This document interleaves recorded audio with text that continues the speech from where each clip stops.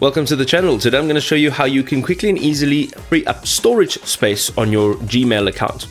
Ladies and gentlemen, we are jumping straight into one.google.com, and this is where you manage all of your storage, okay? So it's one.google.com, and this is where you'll be able to manage everything. Now, if you are using your Chrome browser, all you have to do is dial in one.google.com. It'll automatically sign you into your Gmail account.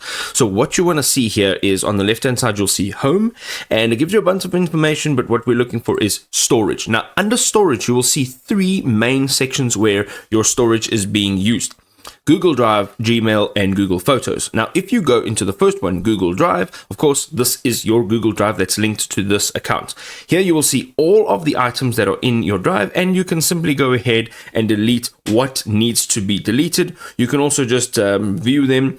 You can also maybe move them over to a backup storage, but you can manage and see everything here. Now, once you've deleted something from Drive, make sure that you go into the bin and delete it from there too, because it'll stay there for 30 days and then be permanently deleted. But if you want to do that immediately, jump straight into the bin.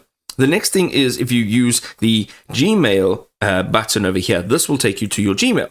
And here you can filter out certain types of emails. So let's say you go into the search bar over here, and let's say you want to filter out all the emails coming from a particular email address. So this one over here, you can see, I'm going to go and mark them, and you can delete them. Again, make sure that you are going to your deleted folder.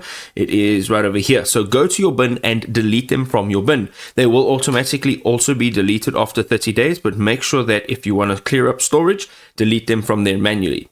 Now, the last step over here is Google Photos. And here you can see, again, this is how much storage space it's taking. Let's click on that and you'll find yourself over here. Same thing. What you're going to do is you are going to select what you need to remove, and then you're going to delete it.